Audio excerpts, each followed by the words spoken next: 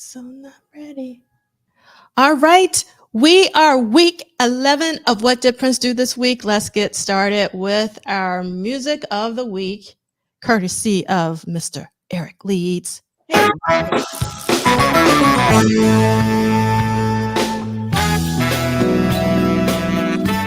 right. Cassandra Bradley first in the chat. I love the song.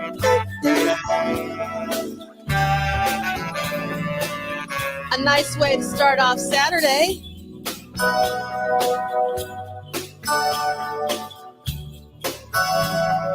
All right. Nick Felden from Denver. April Watson from Tampa. Real Line the DJ. Good morning, Purple Fam. Andre Staley from Detroit is in the building. What up, Doe? What's up? Lee Christian. Hey, Purple people. Anisha Blackwell. Purple Party people. Drea Dances. Happy Saturday, Purple Fam. Christina from Minneapolis. Good morning. One of my favorite names of all time, Patrick Courthouse Notes. Welcome. Sister Charles. Hello, Purple family. JJ loves Prince. Happy Saturday, Purple Party people. Good morning, Purple family from Raywin. My timekeeper is in the house, Kim. Look, we got somebody here that knows what song is playing. Gotta love it. Thank you, AJJ132. You know what's up. Welcome, Chris Bournet from sunny Columbus, Ohio. So happy. Look at here. Shout out to somebody who did their reading, Audra Reynolds. It is a Possessed Saturday. We got Shalimar from Michigan.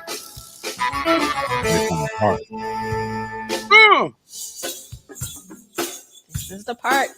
I love the keyboard solo, which is actually Eric Leeds, which is crazy. Good morning, Purple Saints, KMS 1984. Yes. I'm getting excited about celebration. Good morning from Minnesota.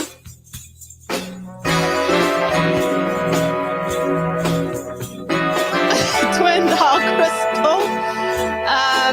Good day, beautiful purple people. Web Diva 3000. Got a special shout out to the one and only Michael Dean. How you doing today?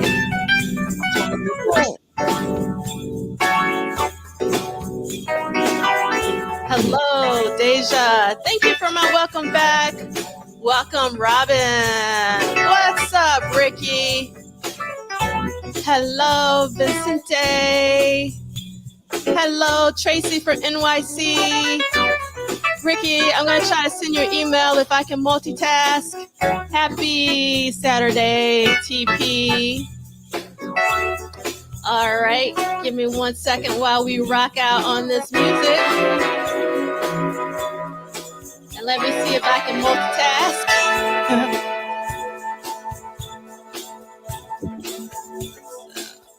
All right.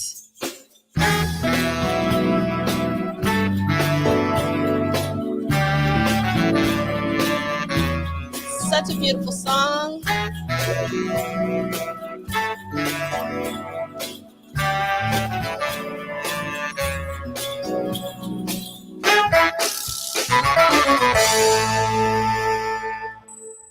All right. Good morning. Now, ready. Good morning. And I love that we're starting off with pancakes today from Raywin. Had pancakes for breakfast. Everybody loves pancakes, Prince included.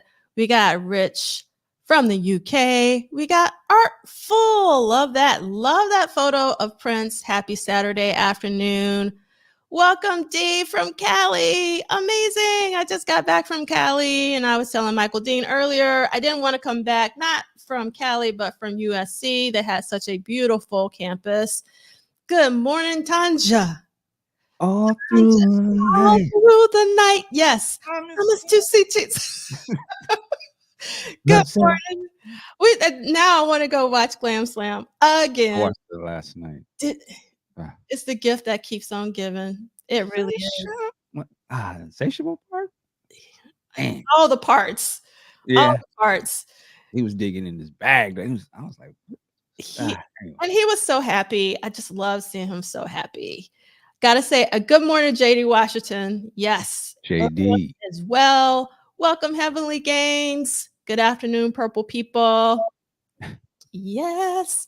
Yeah, the Glam Slam show. I'm kind of it might like jump over Sign of the Times Live. I have such a love for Sign of the Times Live, but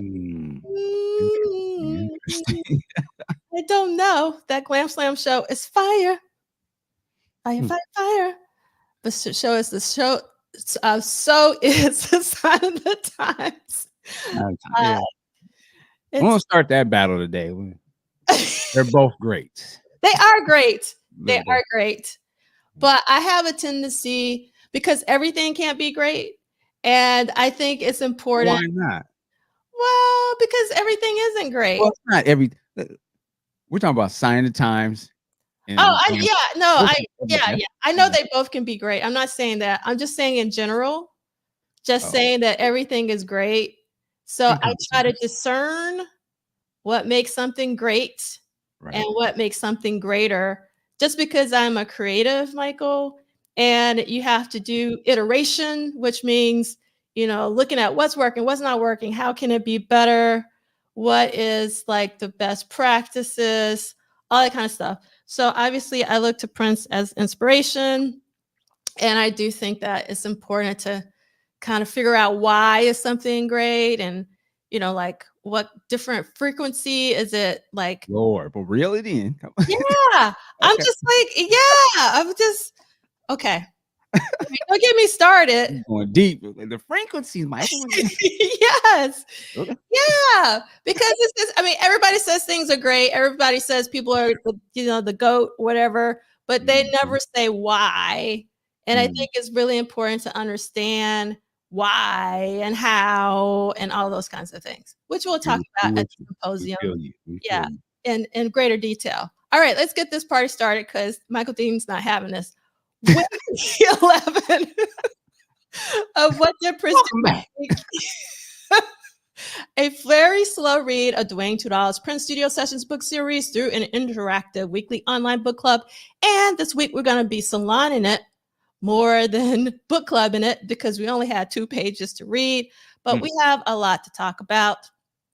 And Andre, you got to see the Glam Slam show. Until you see the Glam Slam show, we can have this conversation, but you have not seen the Glam Slam show, so you got to watch it, Andre. That should be your homework for this week. See if you got some friends that have that show. Trust me, watch it. And you need to watch it a couple times, and then you'll understand. And thank you, Chris. Someone's with me. If everything is special, nothing's special. Word. And see Arlene Wine. How? But I'm going to stop because Michael Dean is going to he's going to eat. I just said word. I'm with you. He going to eject me from the co-host. All right. So yeah. Every Saturday at noon, we do What Did Prince Do This Week? And we're going week to week, not date to date. You can follow the detailed schedule with this QR code or this bit.ly link. You do not need the expanded edition. Hold on, I can't find my mouse, but that's what we're reading. And the schedule is based on that. And all right, doing better than I thought with my StreamYard knowledge today. These will be archived on YouTube at Polished Solid, which is my YouTube channel, and at MDean, which is Michael's YouTube channel. Please subscribe, like, and help spread the word. Why? Because we love this book too. We want Dwayne to write at least 2 more books. At least, and probably 2 is probably all it takes a lot to write these books. So I'm really, really hoping we can get definitely 1 more, but hopefully 2 more. So we want to support the books. So I so appreciate everyone who has purchased the books or reading the books or talking about the book. But we're all here because of Prince Rogers Nelson, who is an inspiration to us all. And let's see. We got to give a special shout out to Hoffler from Australia. Thank you so much for being here. Yes, and I love this. Hold them. Hold those books up. That's right. Pull them up.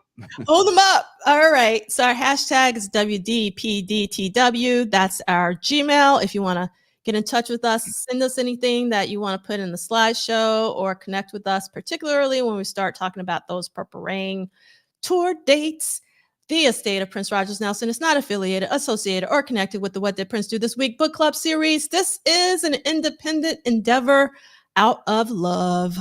And AJJ was correct. This is Night Owl, and let's break it down. So Night Owl was composed by Levi, Prince, Eric Leeds, and Sheila E. Eric, it was tenor and baritone saxophones, flutes, synthesizers. I can't say synthesizers today. Electric piano solo, Atlanta Bliss on trumpets, Prince on the synthesizer, Levi Cecil Jr. on the bass, Sheila E. on the drums, and Larry Frantangelo percussion. We talked about Larry Frantangelo last year. You need to go find that episode so you can get a deep dive in who Larry Frantangelo is. It's mixed by James Farber. But the one thing I want us to pay attention to in these credits, and if you know the song Night Owl, and you know how amazing that piano solo is, I would have thought it was Prince, but no.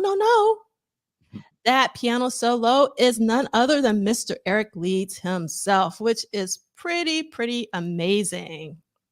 Yeah, Eric's a badass, man. Yeah. So you got a Hoffler saying, love your podcast, Mike. I think actually we have the same mic because I have a Rodecaster or whatever it's called. Oh, yeah. Yep. So we're miking it together. All right. So Rode, the company is a really good company for mics. Thank you so much, Chris. I really appreciate that. So let's get into it.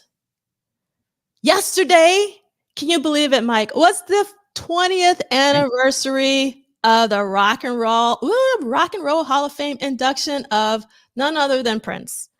And that's 20 years ago. That's 20 years ago.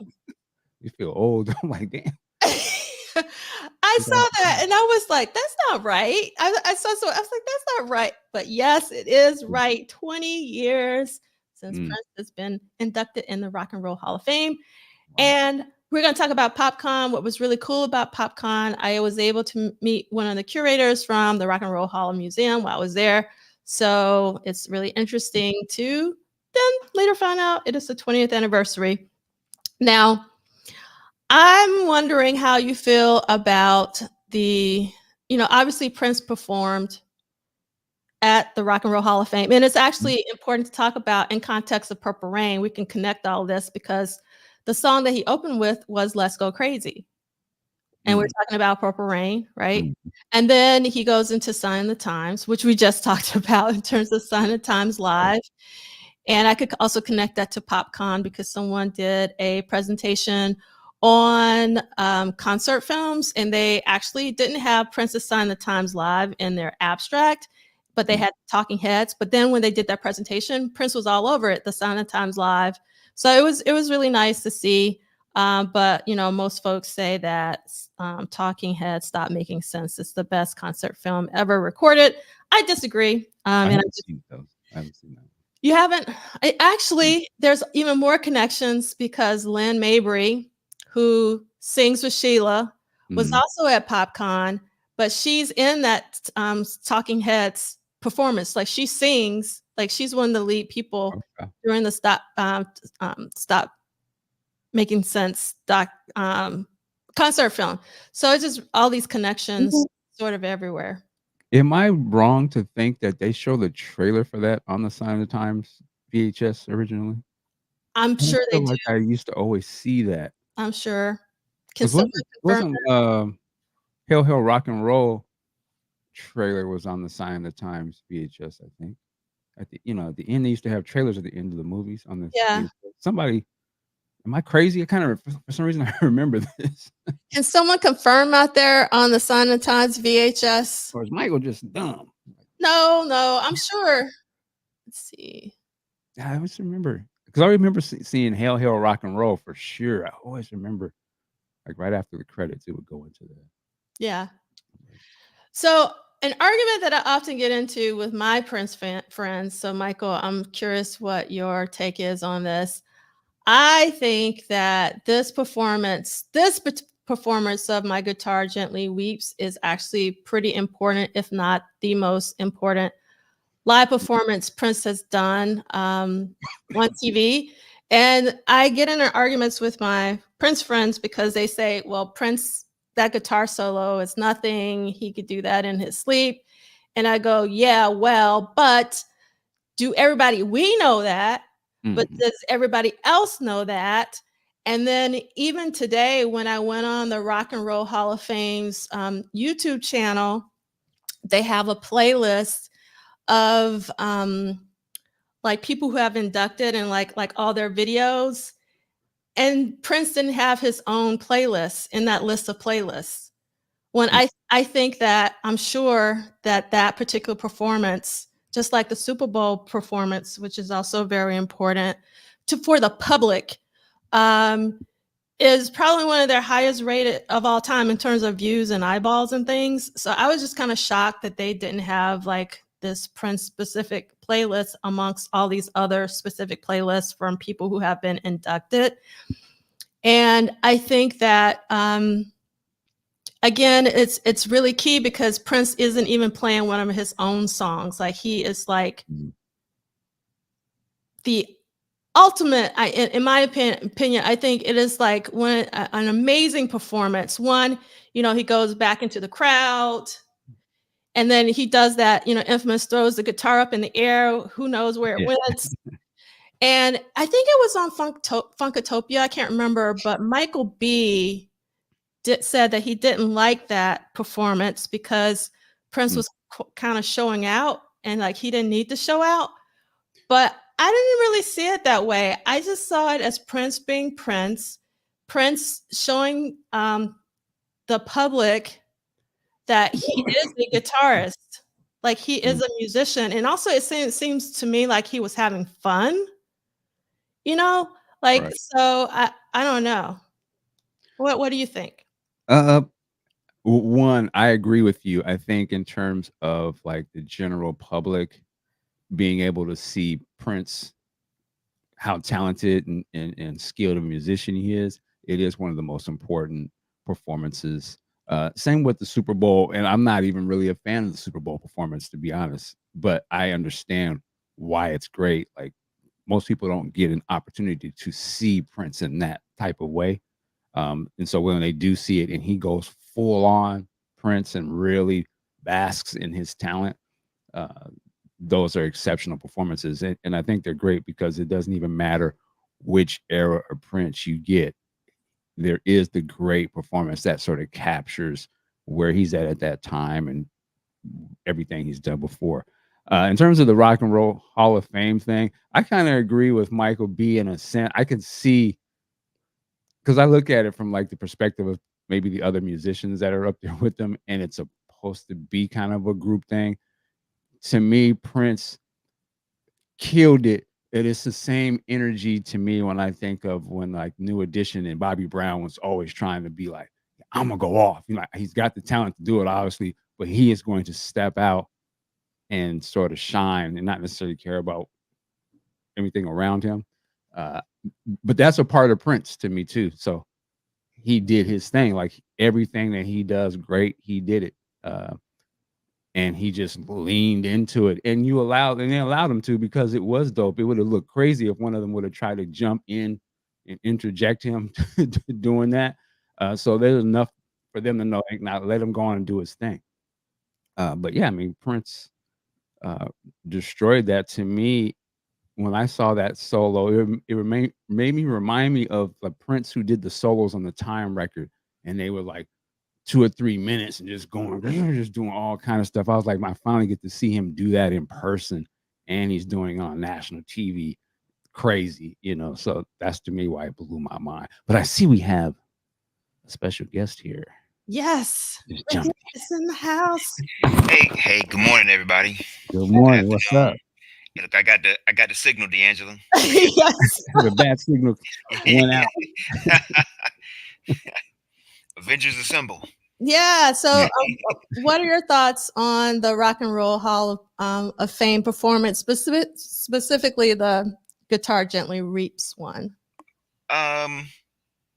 I have to agree with everything that you all said. I always felt it was, for Prince fans, like one of those.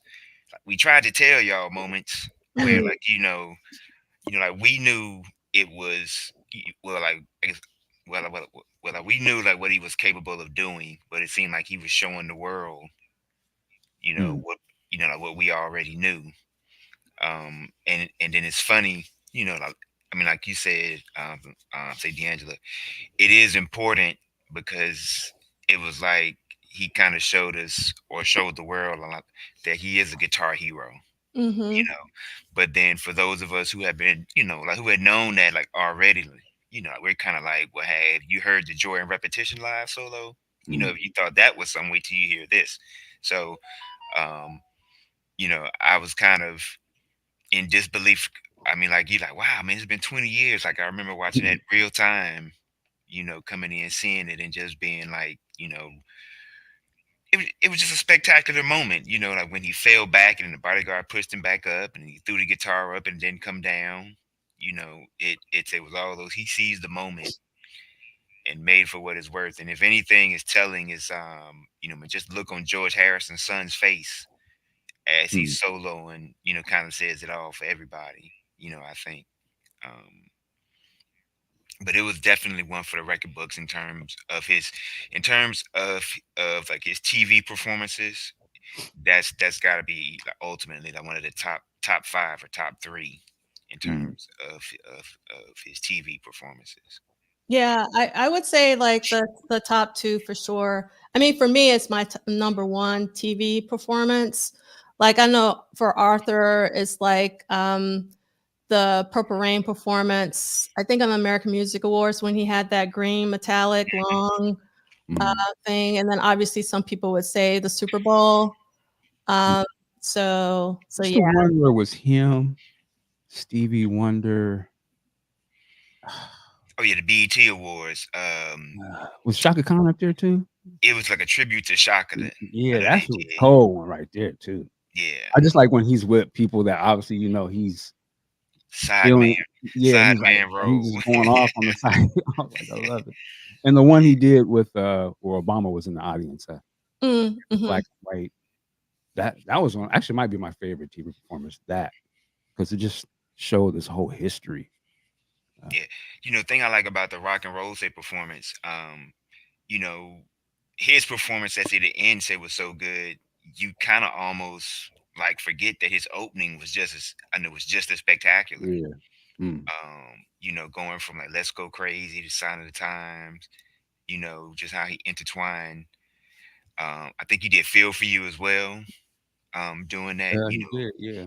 I know the band was tight. I mean, like he had them, like they were very, because those transitions. I mean, just the way he kind of did that opening was just, I don't think there's ever been a better opening for that ceremony than that one. But that's just my opinion. I could be wrong, but that's. I thought that opening say was just as good as the ending. Indeed. So one of there's so many comments in the chat, but I really want to put this one up by JJ Loves Prince plus Rolling Stone left him off their best guitarist list. But we know now why. After last year's New York Times article. So it makes what's the reason why? Like was them being just no, the owner of Rolling Stone. Oh yeah, that guy. Racist. Oh yeah. High key, we knew that back then. He didn't have to say less. You could just look at the coverage. I'm like, yeah, I kind of forgot about that. Yeah, that's why I don't care what Rolling Stone say. Who that? Yeah. And then Sakia saying the SNL 40th anniversary with Third Eye Girl. And Eric Clapton said Prince is the best guitar, even though someone told me that that quote attributed to Eric Clapton is actually not from Eric Clapton. That's what Miss TLC said, but I can't remember. Didn't Eric Clapton get exposed too?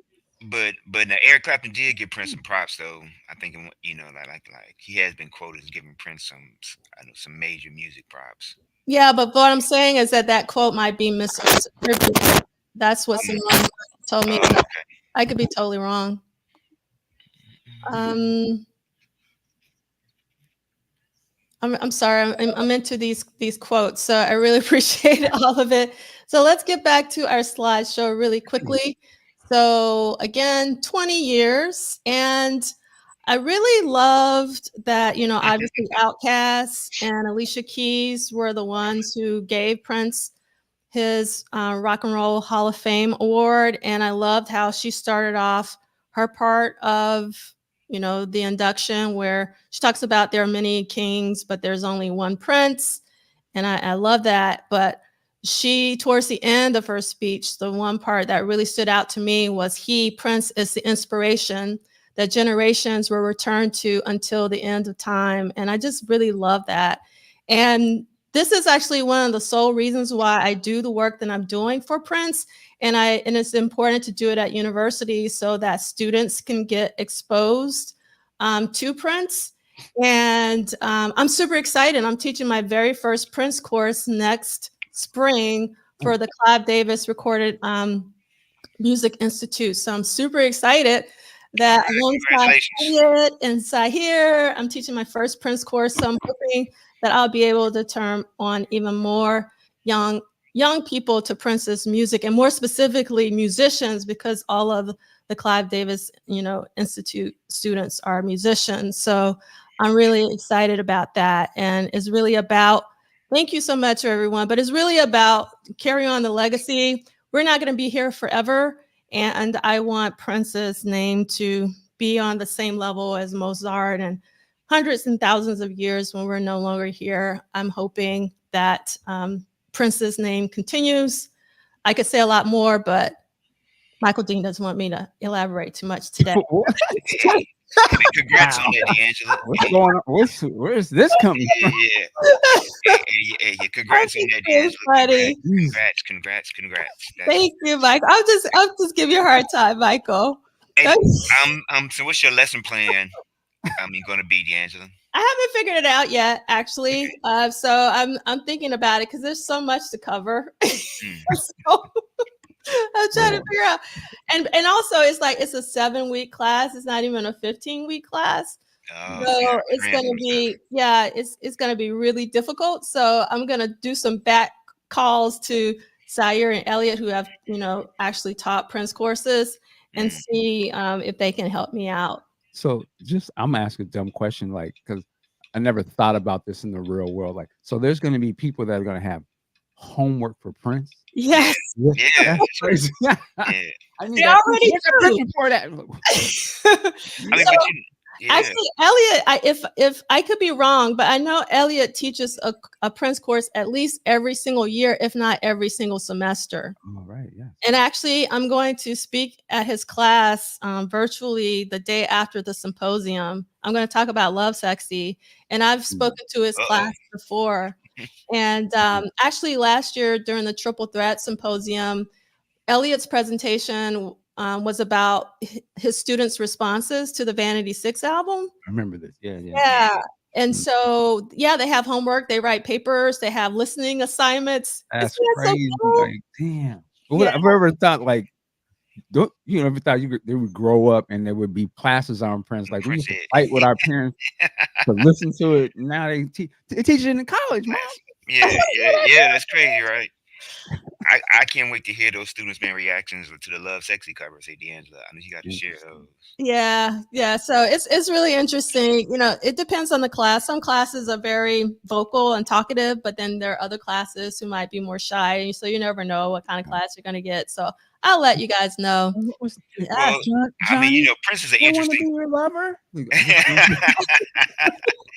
My bad. Oh man, that's gonna be. you know, Prince is an interesting character. So I say, there, I mean, there'll be some interest. Yeah, There'll, yeah, there'll Wow. definitely be some interest yes, to see. yeah. I'm super, super excited. I love this quote. Rich says, "Been in that class all my life. I'm getting an A grade." Right. Right. Yes, I know that's right. A question of you.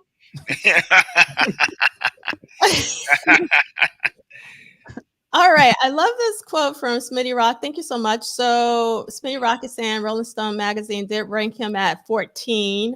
Jimmy Nolan, JB's guitars at 12, Santana at 11, Joni Mitchell at 9, and Jimi Hendrix at 1 on their best 250 guitarist list. Is that like a perennial list or do they change it from year to year? Smitty Rock, do you know? I still think 14 is too low. It is very low. I Yes. still think 14. I mean, considering, you know, I I guess I have to go to his like 88 Grammys, response. I'm sure he can do those solos, like those rock stuff, but can rock guys do the funk stuff? Yeah. Yeah. Right.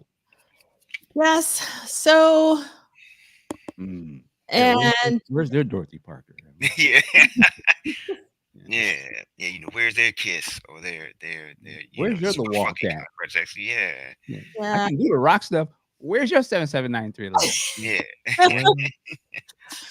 So Kim is saying the Rolling Stone list changes all the time. So I hope over time Prince's rankings goes up because they. Maybe we should do our own list of top 20 Prince guitar solos. There you go. You know Yeah, what I'm saying? that would be nice. Or top 20 tracks. Prince shows his like guitar hero status. Mm. Cool. All right. So let's get into week 11 of What Did Prince Do This Week? What We Know, according to Neil Dash. And this is episode number 62. Just want to give a mad shout out to Michael Dean for holding it down with me for 62 episodes, and also for Ricky for answering all those bat signals. Like reserved member of the Justice League. The Green Arrow. Just call me when you need me. Yes, I really appreciate it. Not the cool, see glamorous life.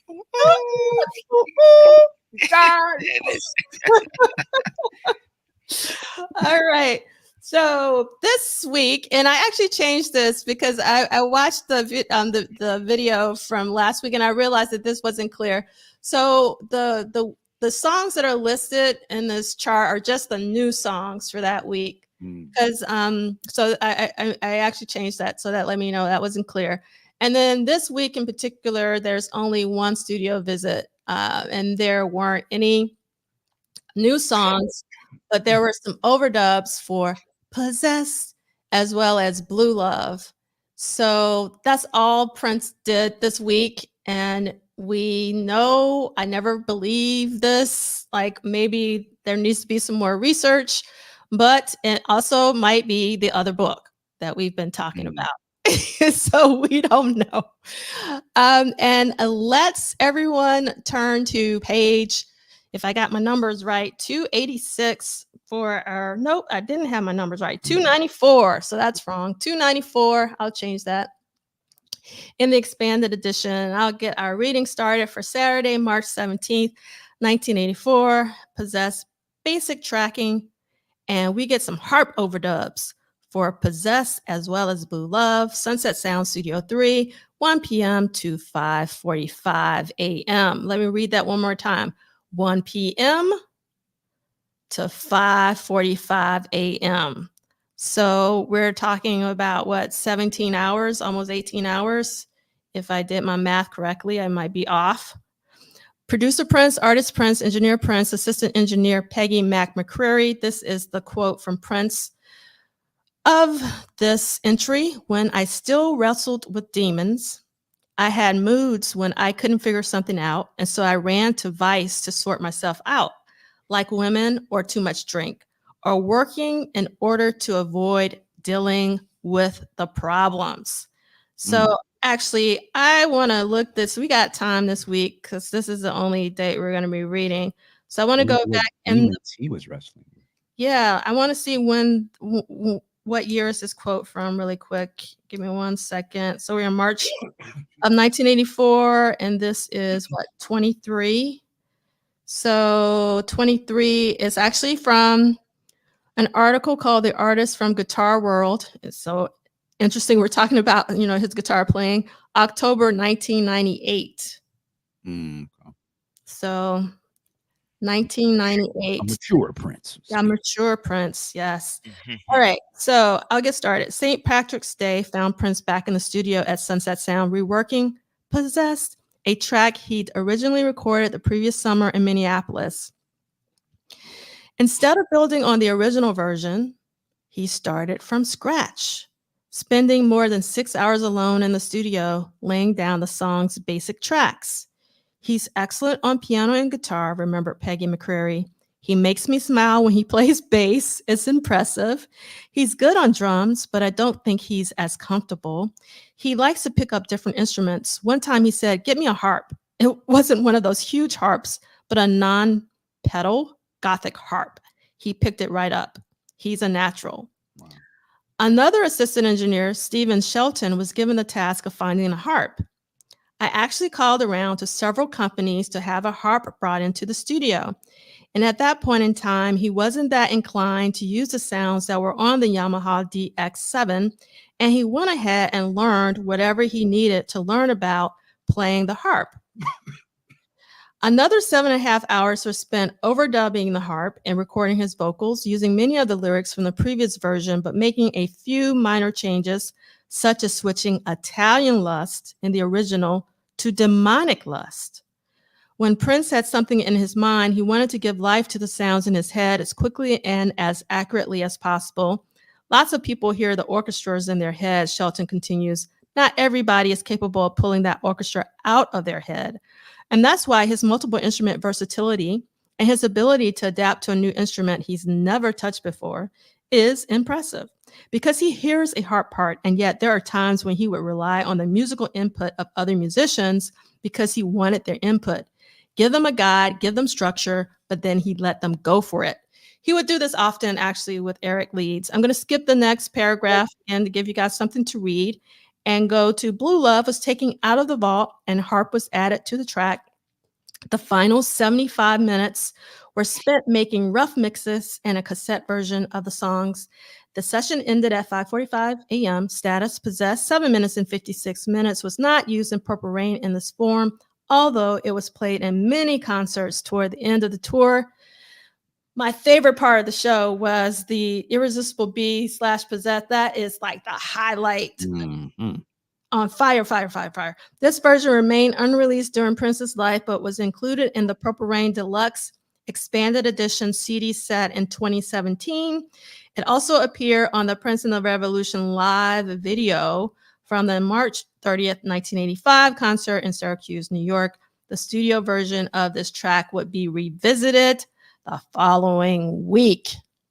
I am so tainted by the Syracuse version. That is my favorite. That the other ones, I acknowledge that they do exist, but I can't. It's hard for me to listen to those just because it is so implanted. That was probably one of the first time when I saw that video when it first came out.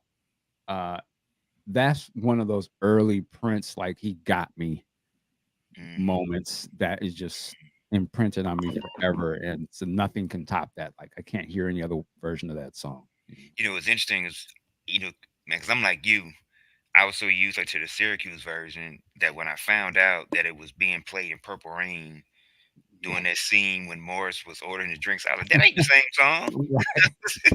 I was like, what? I said, yeah, that can't be the same song. But yeah, the live version. Yeah, Brown Mark's bass is just Yeah. Brown Mark's bass. You said it, Ricky. And the thing, and I know we've talked about this again, but other people may be listening that didn't hear the other part. So the one thing, I actually prefer the original and not the remaster of the show, just because of the phasing that Brown Mark's bass does in the mix, and it doesn't phase in the remastered version.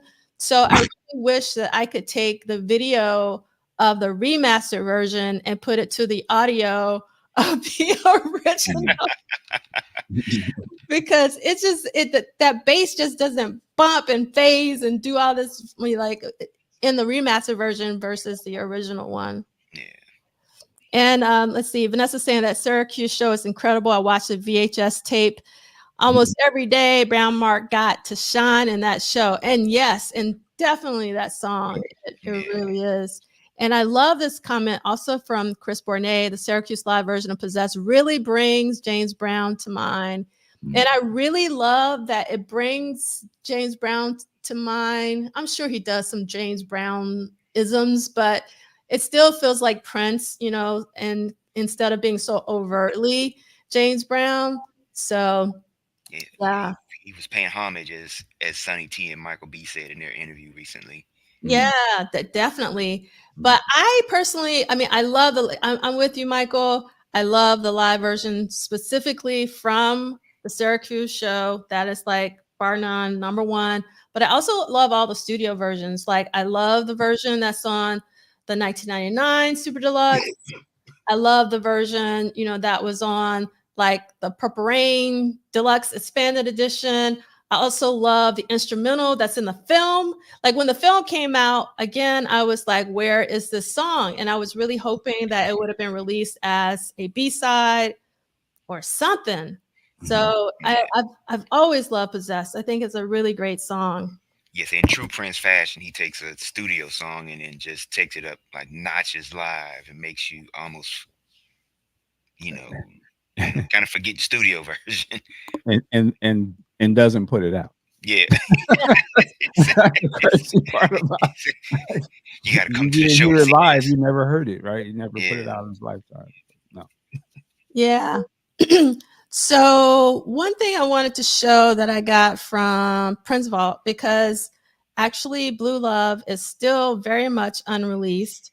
And I'm really hoping that we get a super deluxe version of Purple Rain at some point with a lot of these songs that we've been talking about during What Did Prince Do This Week. But on Prince Vault says Blue Love is an unreleased song, track, and overdub on December 28th, 1983. So we talked about Blue Love late last year, almost at the end of the year, during the same session that yielded The Glamorous Life and Next Time Wipe the Lipstick Off Your Collar. So you know this song has got to be amazing. I think if it's on the same day as The Glamorous Life.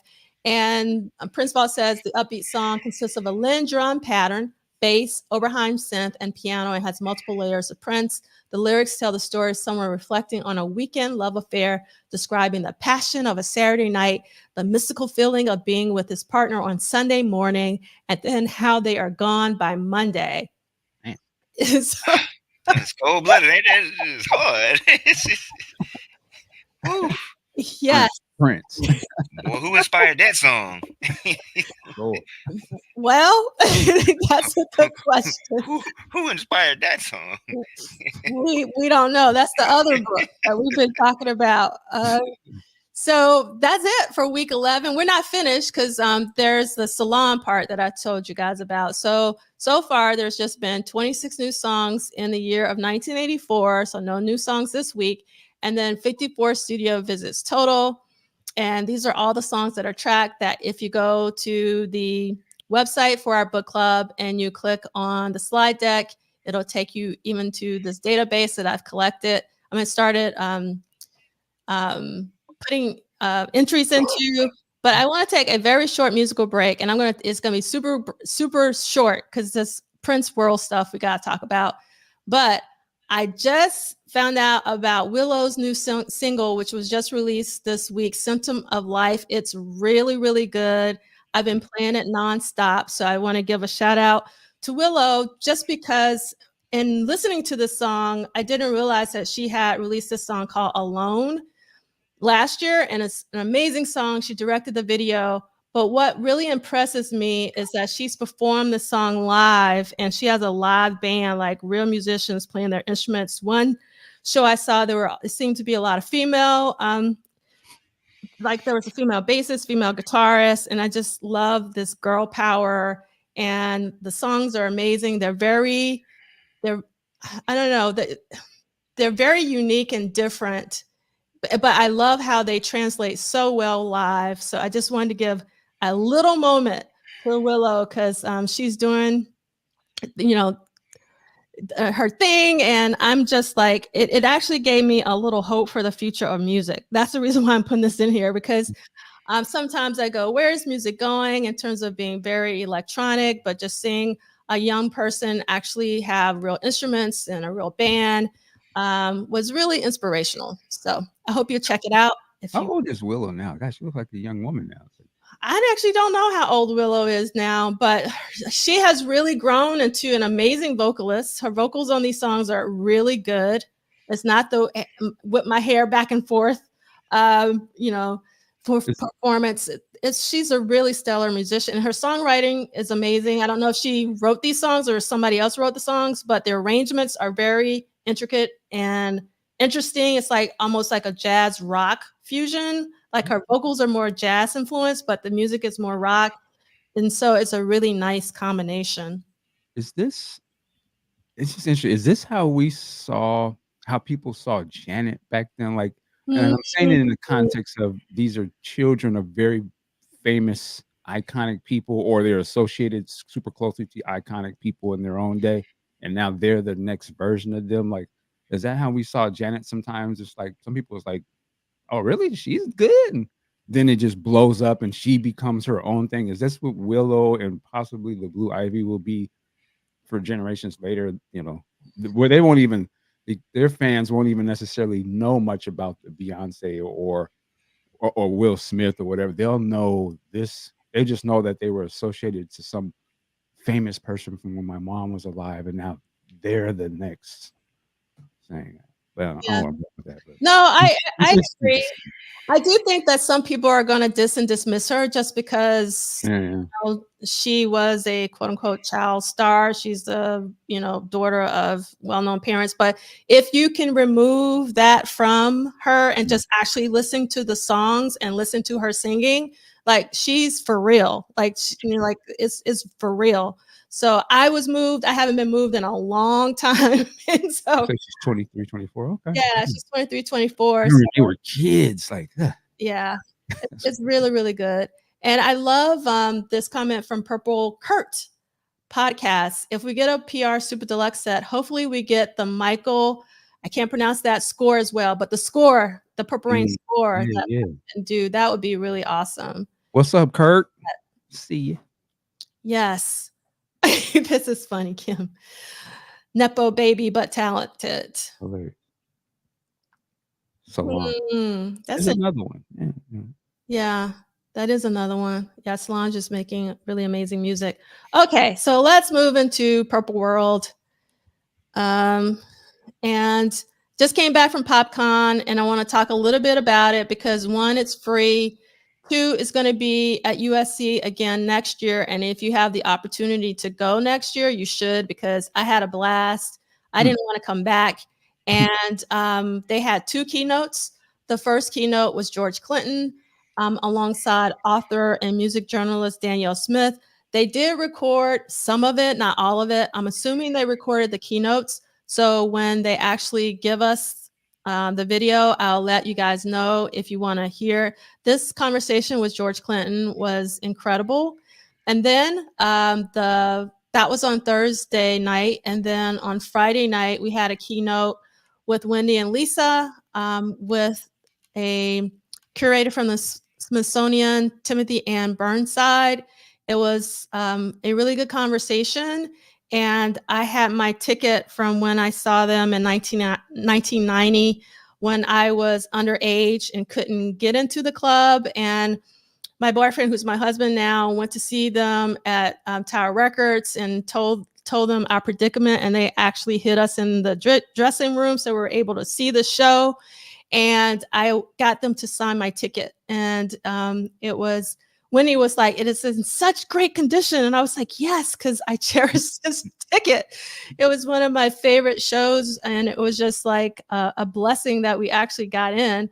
So I was very excited about this conversation and being able to finally get to meet them, because I couldn't go to Tower that day with my boyfriend / husband because I had to go to Georgia Tech for a chemistry lab. I remember that because I was pissed and I couldn't skip out of the chemistry lab because I'm too square, blah, blah, blah. Come on, Dan. Yes. Come on, Dan. Yes. You should have had me there. Hey, Gotta look, I get should have the been A. there with you. See, but that's when you Like, need you was raised right. That's all. that peer influence. Like, man, you get 3 excused absences. Yeah. Okay, I mean, okay, like speaking of when, I should have skipped, but okay, now didn't they?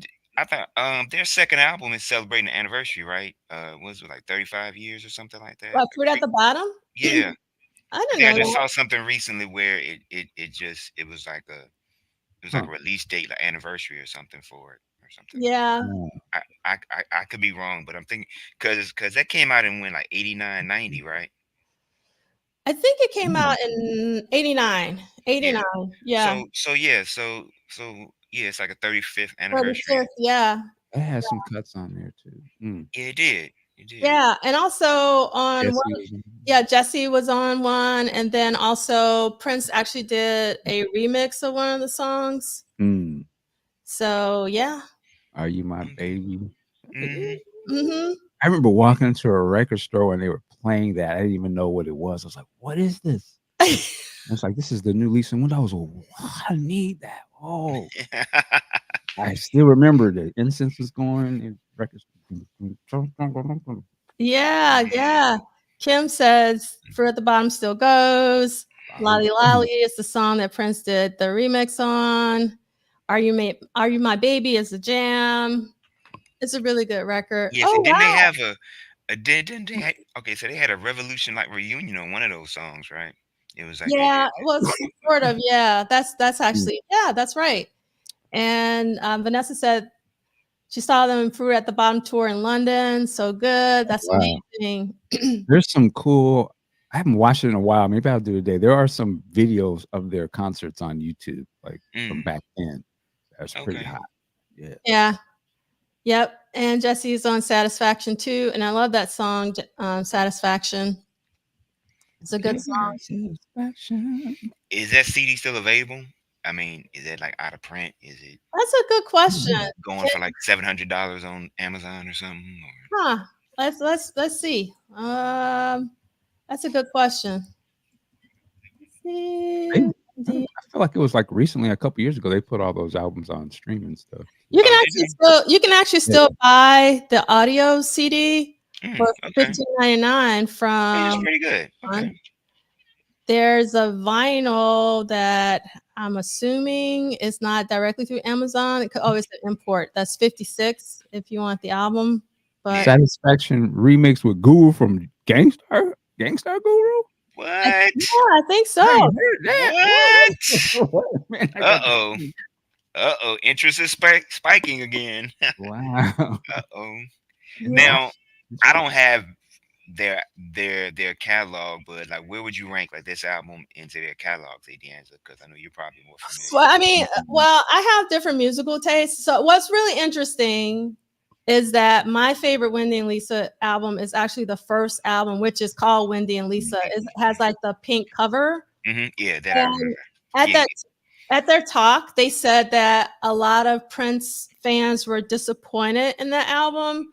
And so that's the reason why they put out Fruit at the Bottom. So I actually went up and said that I'm a Prince fan and I was not disappointed by Wendy and Lisa.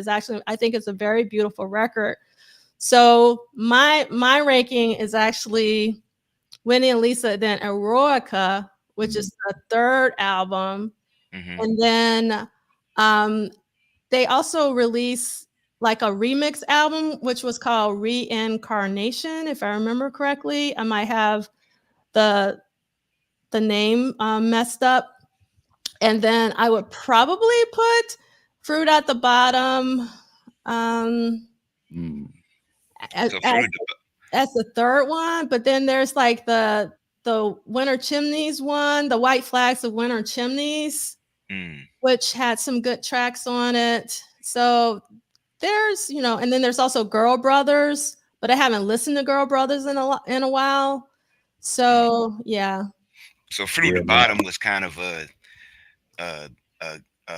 thing for the Prince fans. Yes. We would do this. Fruit for the Bottom was like, I agree. The first album is a must listen. That's dope. Like if you like Parade and all that, yes, this will blow your mind. The second album to me was like, because I don't think that they didn't give no radio or nothing really popping here, and it didn't get played in the black radio. So to me, I feel like Fruit at the Bottom was give them some Prince. Okay. So Are You My Baby was the first single. Yeah, but that tells you. Like, when the money get low, we got to go back to what's popping. So let's give them that Minneapolis funk. And they had some sprinkles, some cool songs on that. But I agree, the third album was, they came back hard. Like, that album was banging. Used to play that, still play that. Okay. Yeah, and also if you got the CD, there was like a little 3-inch CD that of just Lisa playing piano. And I just adored that when it first came out, because that was like the first time where I had quote unquote a solo Lisa thing going on. So I loved Eroica, and they did really good with a lot of the packaging. Like some of the singles, like Rainbow Lake had a poster that came with it, and the packaging for the deluxe version of 12-inch was really cool. So yeah. And so, yeah, here we go. Lee Christian says remix. Thank you. Remix Incarnation. Yep. So Lolly Lolly, William Orbit, Waterfall, Nellie Hooper, Are You My Baby, Paul Oakenfold, and Steve Osborne Staring at the Sun, Youth and the Orb, Satisfaction, DJ Premier, Sideshow, DMC. It's a really, really good record if you can get this. It's like all their remixes. I said Wendy and Lisa released the same week as MJ's Bad. Huh. Yeah. That'll blow you out. Yeah, that was a bad choice. Bad rollout. I don't know who came up with that date. I know they should have. It was not a good. Who's bad? Yeah, because I know that anticipation boy for Mike was real high at that time. Yeah, I didn't realize that. Thank you so much. Yeah, me neither. I thought it came out after that, but I do remember them being out around the same time. I don't remember. 87 had a lot of traffic, as Arthur would say. Fall 87 had a lot of traffic. It really did. I really did. Yeah. Oh, thank you so much, Olga. Olga actually came out to see my talk and took me out to dinner afterwards. The Prince Posse came, and the LA Prince Posse came and got me and supported me. So I'm so grateful for that. So let's get back to some more PopCon. Hi, Danielle. Yes, and Danielle was there. And so, yes, I am so grateful for you all, because it actually helped me like not be nervous, because they were in the front row. They were just like giving me positive vibes and energy. And I really, really appreciated it. So thank you all. So one of the amazing panels at PopCon was this conversation that DJ Soul Sister from New Orleans actually, she gathered together Seth Neblett, who is one half of the Apollonia podcast. So that's how you know Seth. He's the other host for Apollonia's podcast. But his mother is Malia Franklin, who was one of the Parlettes and sung on a lot of P-Funk stuff. And he's actually writing a book about the women of P-Funk called Mothership Connected. So he was there. And then Lynn Mabry, who we should know, works with Sheila. And we just talked about, Stop Making Sense. And she's worked with a gazillion different people. Actually, and I have a link to Funkotopia's interview with her from last year that goes into a lot of detail about Lynn Mabry's discography, but she was actually one of the original brides of Funkenstein. So that's the reason why she was here. And then Cheryl James was the road manager. Cheryl James was like the Alan Leeds for P-Funk, and it's probably the first female road manager during that time for a pop rock act. And she is a phenomenal woman. I was really privileged to hear her talk about how it was back then, and I can't wait to read this book. And then Brenda Adams, she was basically at the headquarters, kind of took care of business for P-Funk when P-Funk actually bought some office space in LA. So it was really cool to hear from her.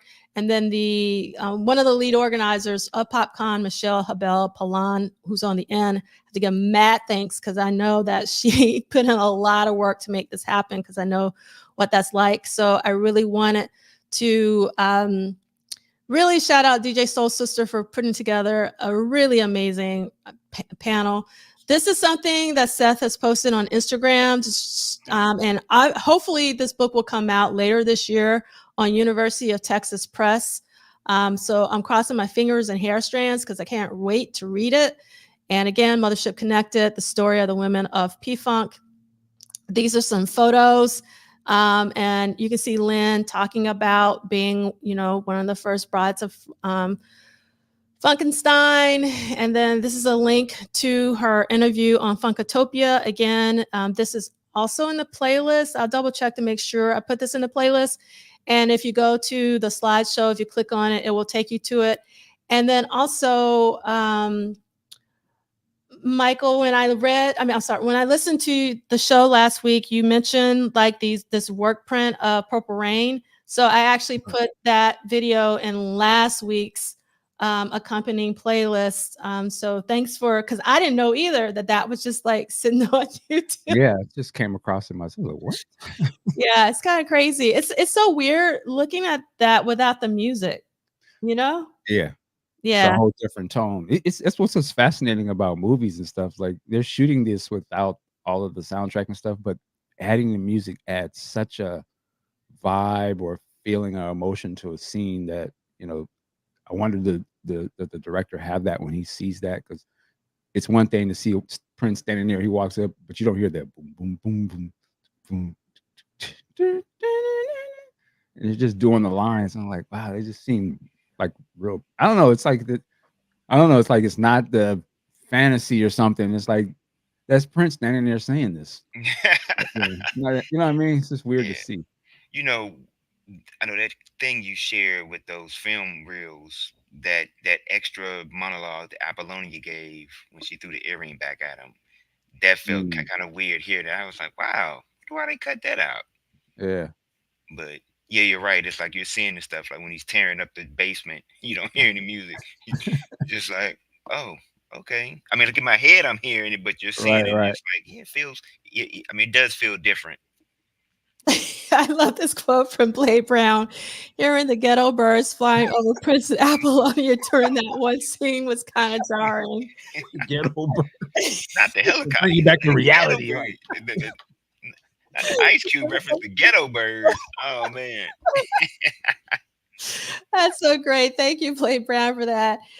And so Olga, it's if you go to my YouTube channel and you go all the way down to the bottom, there are the What Did Prince Do This Week accompanying playlists, and I put it in the one from last week, so it'll be week 10 because this week is week 11. And Revolution 86, thank you so much. But I actually had the opportunity to speak during Celebration last year, so I already have, and I'm really, really grateful for that opportunity. It was so surreal. I just kept looking up at Prince's symbol because I was just like, it was so surreal. It was just like I was having an out of body experience. I have no idea what I said. So I just kept looking at the Prince symbol and saying, hopefully I'm making some sense. So definitely check out this Funkatopia conversation with Lynn. And also there's a possibility, because this question was asked from the audience by Oliver Wayne, that Lynn may be related to the Betty Davis, because Betty's maiden name is Mabry. Sure is. It's Mabry. So she said that she's looking into it to try to figure out if that's true or not. So that would be really interesting to find out if they are related.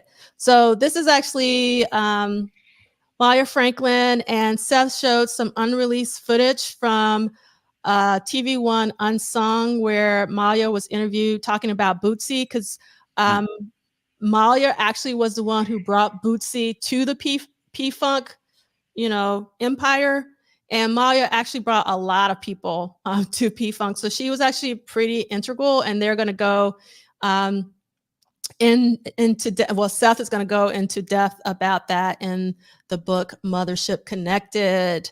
So no, I didn't make it out to Sunset Sound. I was just on USC's campus because the programming for the conference was packed, and I actually wanted to not miss anything. Oh yes, and Sakari came too. Thank you so much for coming out. And actually, I did my first autograph for Sakari in the Diamonds and Pearls deluxe box set. So that was really cool. Thank you so much, Sakari, for coming out. Really appreciated it. And oh wow, Bootsy is here in Austin during was here during South by Southwest this past week. That's super cool.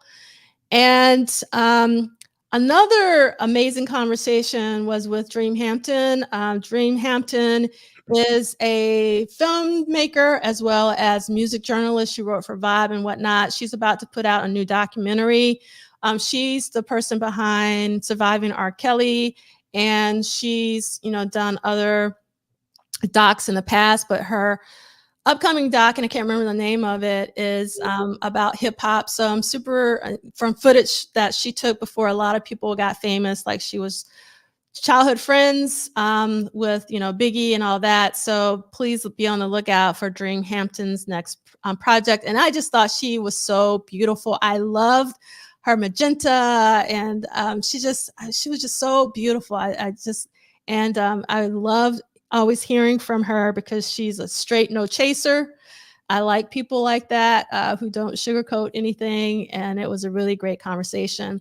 So these are some pictures from that DJ Soul Sister actually took of me, and I'm grateful for that because otherwise I wouldn't have any pictures. And this was a picture of my aunt to the right, and it was really interesting that she's holding Kiss Alive because I actually spoke on a panel, but I also moderated another panel. And on the panel that I moderated, this guy named Steve Waxman has authored a really amazing book called Live Music in America. And he was talking about that Kiss Alive record a lot. So it was just really interesting that my aunt was holding that record that he talked about. So you've already seen this photo. And this is the photo that I showed during my talk. And also Rhonda Nicole Tankerson actually filmed my talk. So if you want to see it, I'll put it in this week's accompanying playlist. I was talking super fast because I didn't want to go over time, and it's a long story. So normally I wouldn't present like that, but I had to make sure I got through all the slides. But one of the reasons why this photo is important to me is I'm still trying to ID 3 records, and everybody always tells me the records that I already know. So if you look in the right, I have listed all the records that I already know. These are the 3 records I'm still trying to identify, and more than likely, these records came out in 1976 because all of the records that you see around me are from 76 with the exception of the Heart record that I'm holding, which is Dreamboat Annie from 75. So if you see the yellow stroke, there's a picture behind the female's head, and it's a gatefold record. That is the inside of that record. So I'm hoping that someone can identify that. I asked my aunt, I asked one of my uncles, I still have to ask my other uncle. I'm still trying to identify this record. The one that's sitting on her thigh, we think it might be Pink Floyd's Wish You Were Here, but I don't see the 2 guys. If you know the Wish You Were Here cover, there are 2 guys standing in front of, like a side view, standing in front of one another. And I don't see those 2 guys in that picture, but I could be wrong. So it might be Pink Floyd's Wish You Were Here, but I don't know. And then the other one that's going to be really hard to identify unless someone really knows his record is that it's kind of gold, and it has like black and white shapes on it. So that's the one that's in front of the Heart one. So I keep asking people if they can identify one of these albums. It would be really, really great. You know what I am I dumb behind the album behind her, though it wasn't an open out album, and though it was not even released at the time, for some reason on mine, I was like, oh, that's BBD Poison cover. Like, that would blow our minds. Like, that, what the fuck? And can I just, that's Uncle Charles right there? Yeah, that's Uncle Charles. He's rocking I Want to Be Your Lover. Yes. Oh, man, with the stash. Man, I wish I Yeah, was sure. older Hey, back hey, then, hey, man. look, Mike, I caught that too. I was like, yeah. But this is before I Want to Be Your Lover, because this is 76. Oh, so this is You just get the the style pre is pre Superfly, Superfly. Priest. Yeah, this one Priest. You get the Ron O'Neal joint happening. Yeah. Huh, this is interesting. So which one, Lee Christian, is it Led Zeppelin Presence? That's a good, is that from 76 or 75? Mm. And I didn't even notice this. Oh, that Bootsy, though. That's what I'm talking about. Jakari says the plastic on the couches. There is plastic on the couch, and I didn't realize we had plastic on the couch. Yes. Family, that was prerequisite. I know. Yeah. All right. The Okay. wood panel. You dig? Yes, the wood paneling. Uncle Charles. Okay, Yeah. wait, what?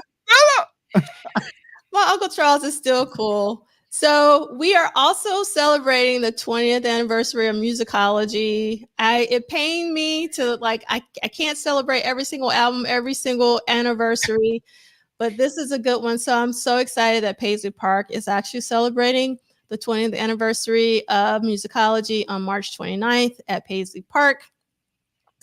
And again, I know a lot of people are going to this show, which is Michael Bland and Sonny T on April 20th. So who's going in the, and I know I think Olga's going in the chat. I'm going in spirit. Yes, I'm going in spirit as well, Michael. I'm with you. Yeah, me too. Yeah, I would love to go to the show. And then obviously we got Law. I got my tickets for Law because it's local and it's in NYC and it's going to be the day before. Yes, Danielle is also going to. Let's go back to the, we got a lot of folks going to the Sunny T. So Danielle's going, Clarissa's going, Jared Dance is going, Olga's going, and then Zaire is going, Christina's going. All right, Lee Christian, I think you might be one for the win. Thank you so much. That makes a lot of sense because my uncles listen to Led Zeppelin, so that actually makes a lot of sense. Thank you. One down, two to go. Audra is going. Everybody's going to the show. Amazing. I'm so happy to see people supporting Michael B. and Sonny T. It's also going to be Levi, Tony M., and Tommy Barbarella. But the reason why I'm not going is because we're going to go through this real quick. We got Erotic City coming up, symposium. It's less than a month, April 12th through 14th. Can't wait to see everybody there. And we're celebrating Purple Rain, Apollonia 6, Ice Cream Castle, and Sheila. We'll say more about this in the weeks to come because we still got some time. Because we got to talk about celebration. That's the reason why I got my celebration shirt on. And the reason why I'm not going to this show is because I feel like I'm going to spend a lot of money trying to get to celebration because my money funny like that. I can't go to everything. So the Celebration 2024 early bird tickets go on sale Monday, March 18th, noon Central Time. So the tickets go on sale this Monday. Yes. This Monday. What? Well, we don't know, Michael Dean. I'm hoping. So last year, when the tickets went on sale, no one knew who was going either. And my thing is, I just want to know the structure, meaning like, what time will it start? What time will it end? What are the VIP times? Because last year, if I wasn't speaking and because I haven't been going VIP lately just because of money, and the VIPs had all of Sunday or whatever that last day was. So if I was general, I wouldn't have wanted to stay there. But it would be nice to have the general structure of like what time, like what's VIP only, what's whatever.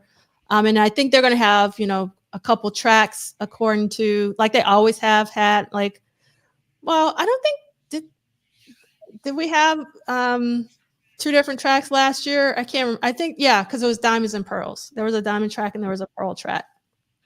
So there'd be a purple and a rain track. Something like that, I guess. Something like that. Lord. Yes, and so I love this prayer from Kim. Let's say this prayer. I hope everybody gets the ticks of their choice without incident. And And I think am I hearing correctly that they're not going to have any Lyft or Uber in Minneapolis? I saw that. Yeah. Y'all better get your transportation in order too. Yeah. Rental car fees about to go up. There'll still be taxis, but just not Ubers and Lyfts. Maybe they have some hood Ubers or something. Yeah. Possibly. Like it could be an opportunity for a Prince fan, you know what I'm saying? Like if you want to shuttle people or something. Yeah. Your cousin Chaz is still there, right? Like he got the tour thing happening there. Oh, okay. I was about to say, why you put that on? Nah, I mean, I feel for one year, which was really good. okay. Like, so I thought you meant Chaz would be picking people driving back and forth. Come on.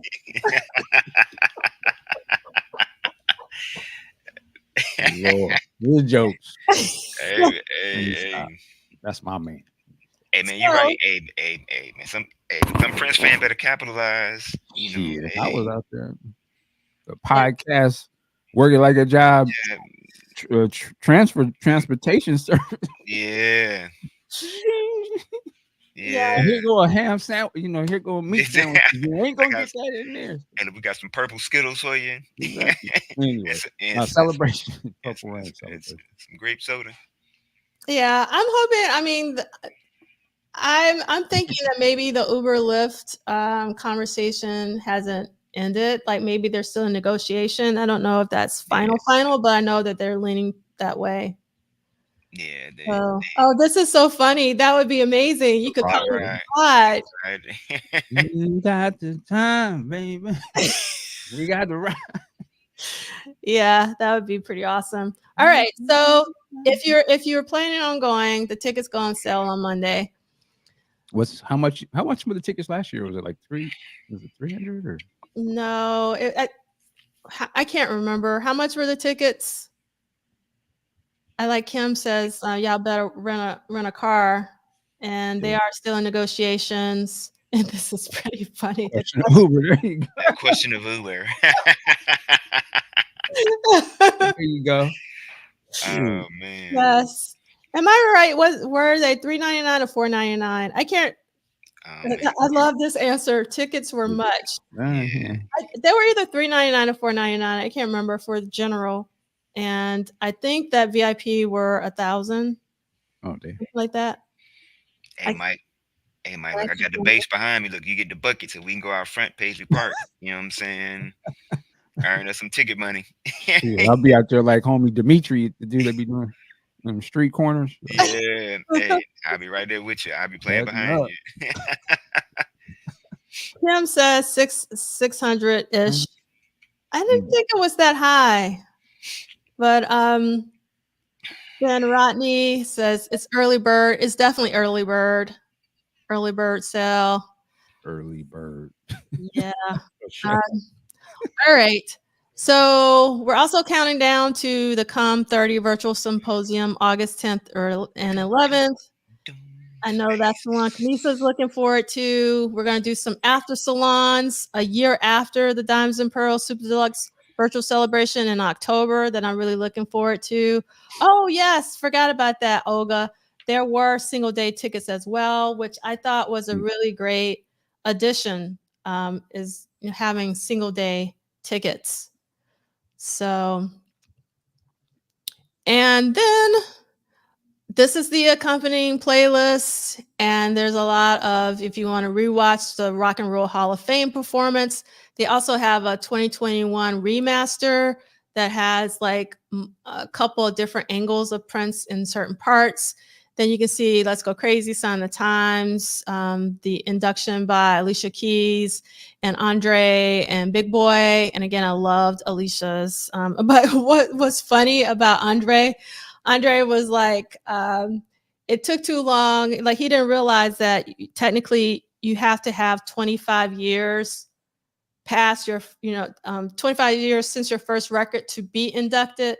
And he was like, why hadn't Prince been inducted? But then he said he figured it out. But I was kind of with him. They should have made an exception for Prince. And then you have Prince's acceptance speech, all kinds of versions of Possessed, including Michael's and my favorite version from the Syracuse live show. Also, the Lynn Mabry Funkatopia show is in this. I put my talk from PopCon in here, and the Night Owl song is in here. It's a lot, so don't sleep on the accompanying playlists if you want additional. Oh, and I put the Willow tracks in there in addition to all of the live versions of that Alone song, which I think is incredible. And next week we will have week 12 of What Did Prince Do This Week. We're reading 5 pages, 295 to 300. So I hope that you will join us. And yes, we got to give a shout out to Rodney Fitzgerald. Thanks so much for being here. And Rodney. Thank you, Christina. I really do appreciate it. I really, it's important to get feedback to know if they're worth anything to you guys doing the playlist, but I think some of you enjoy them. So thank you for that. I really appreciate it. I know. Will there be a pop quiz next week since you're giving out these pages? Homework. Just signing pages. We cutting in here. Yes. Pop quiz when you come in here on next Saturday morning. Yes. So Rodney's saying early bird tickets March 18th. Final schedule for Celebration will be posted on April 18th. Are we going to have like a intermediary schedule like before April 18th just to give us a sense of the structure or something? Like I don't even need to know all the people. I just kind of need to know like when it starts and things of that, and then when it's ending and all that kind of stuff. Yeah, don't sleep on the playlist. There's a lot of them down there. I started doing them midway. We had a guest on, Mignon Stewart, who suggested that we start doing them, so we did. And D'Angelo's on her Billy. Where Lisa and where the schedule? Money isn't everything. Heard you having some problems. Oh, Michael, you're not hearing me. I don't need to know who's performing. I just want to know when is it starting? What is VI? Is like are all days going to be general, or is the final day just going to be VIP? Like I just want to know like a general structure. The state said, "Tell him I'm rehearsing." He said, heard you having some problems. Yeah. I don't know. Come on. Well, hey, that's cool. Okay, Mike. The tickets go on sale Monday, huh? You gotta hit that button. These events gonna be real hot, Michael. All stars gonna be there. We got one problem.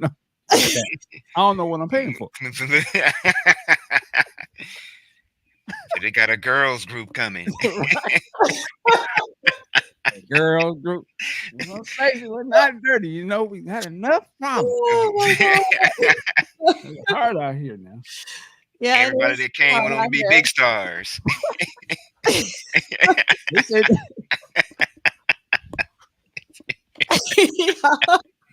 I got one problem.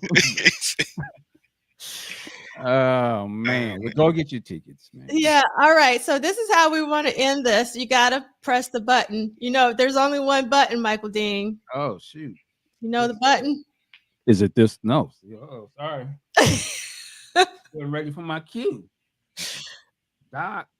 Ladies and gentlemen, work it like a job. We'll see you next time. The Rainbow Children. That wasn't the button though.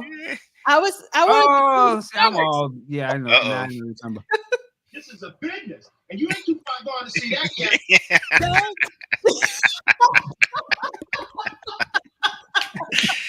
Oh man. Oh man. But no dough. He said no dough. Thank you, Michael. We haven't heard Billy in a while. Mike got the cue. This is a business. Yeah. This is a business. You ain't too far gone to see that yet. Man, the tickets. I don't know what the schedule. I can't. But no dough. All right. Oh, man. Okay, we're really gonna leave now. Thank you, Yeah. Ricky. Thank you, Thank you, Ricky. Michael. Thank you. Yes. Also known as the Purple Arrow now, thanks to Lane Christian.